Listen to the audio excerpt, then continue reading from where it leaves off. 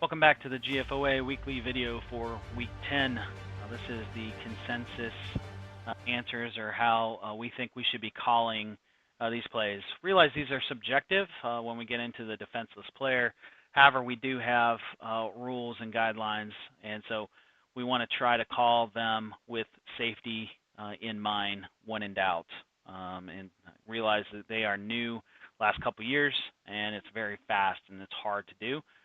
But by watching these clips and by discussing them, this is how we can get better at calling them. So here we go. Okay, if you remember, the first clip in the video was this play, and the quarterback is rolling to his right. The running back that was to his side has gone out for a pass. He's going to receive a pass right about the 20-yard line, and we'll let it play full speed a couple times.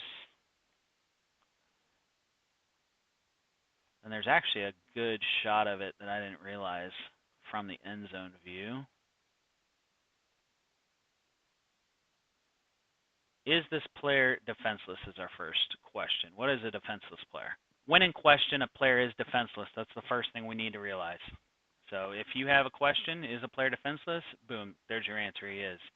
And then a receiver attempting to catch a pass who is forcefully contacted by an opponent, and that contact is not. So here's the three things. So if we say this player is defenseless, which I think we can say, a defenseless player is allowed to be contacted with incidental contact, a result of making a play on the ball, or initiated with open hands, or an attempt to tackle by wrapping arms around this receiver. So reread number 3, an attempt to tackle. That's going to come up here in a little while. So let's re-look at this play here from the end zone view. So again, he has not had enough time to establish himself as a runner. Certainly, when in doubt, he is a defenseless player. So we're going to go and say, yes, that is a defenseless player. Now let's look at the hit. Is there an attempt to make a play on the ball? Obviously not. Is there open hands? Well, he pushes off at the end here, but we want to look at the initial contact. What's the initial contact? And is he trying to push with the hands, or is he trying to punish with the body? So we're going to say he's punishing with the body first, with the shoulders and the head, with then the push off at the end. So with those two things being the way they are in this play, and then, I'm sorry, the third one is trying to tackle with wrapping. He's obviously not wrapping his arms to try to make a tackle. So with all this being said, this should be a foul that we are penalizing. Going to the second play here. Again, if you remember, it's in this area right here. We're also going to see another ball that's caught around the 10-yard line, and we'll watch the hit. So again, let's go through the checklist for a defenseless player. Has he had time to establish himself as a runner? No, he has not. When in doubt, is it a defenseless player? Yes. So we're going to say yes, he is defenseless. Now let's watch the hit.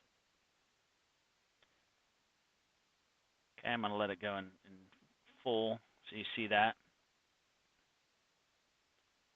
All right, is he making an attempt to play on the ball? No, that's pretty obvious. Is he leading with open hands?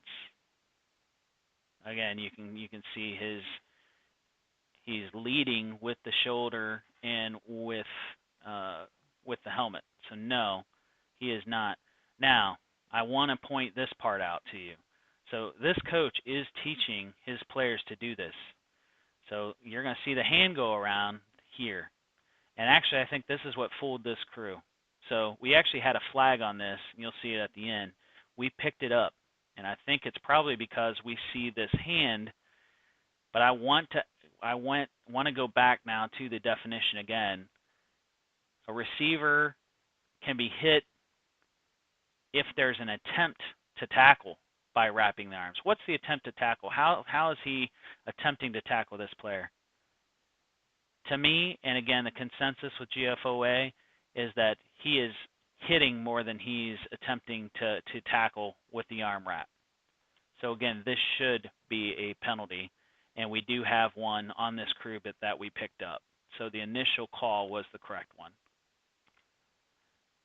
And then this one you'll see from time to time. Again, we have the shield. We have the player that's going to run, jump into the shield to attempt to, I don't know what he's doing, trying to jump up off of him and block or what have you. Either way, he ends up with a face plant. And so the question is this anything? Is this a personal foul by either player? Is this hurdling?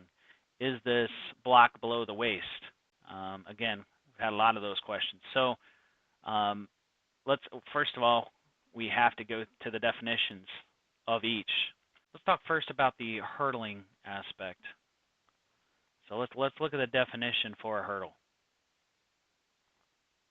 Hurdling is an attempt by a player to jump with one or both feet or knees foremost. So there's a very important word right there, foremost, over an opponent who is contacting the ground with no part of his body except one or both feet. So first of all, we can say that the opponent's body they only have one or both feet. So that is a part of the hurdling. However, we want to look at both feet with one or both feet or knees foremost over an opponent. So again, let's watch this. Is this one or two legs foremost over the body of the opponent? I think he tries to get there, but it's certainly not there. And so again, we do not want to call hurdling on this play. And besides, he takes the brunt anyway. I mean, you call hurdling for safety. The only safety that he needs to worry about right now is his own, and honestly, it's his own fault. So you don't tell that to coach, but by the definition, it is not hurdling because he does not have his feet or knees above in a foremost position. That's the technical reason why that's not hurdling. Is it a block below the waist? And this one I looked up. I think I knew what the answer was, but I wanted to look it up anyway. And so there's actually a case play.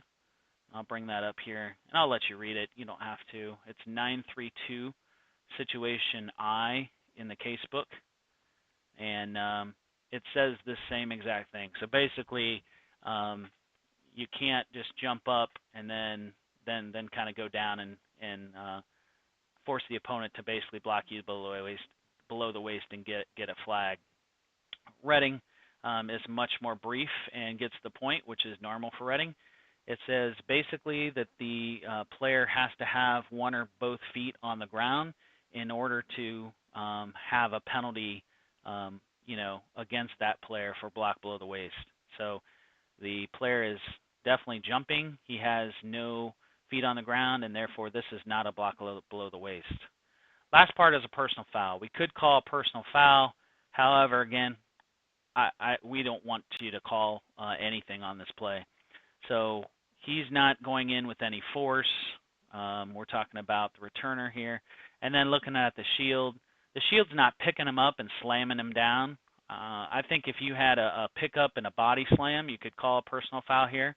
But basically, he's pushing him off and just dropping him.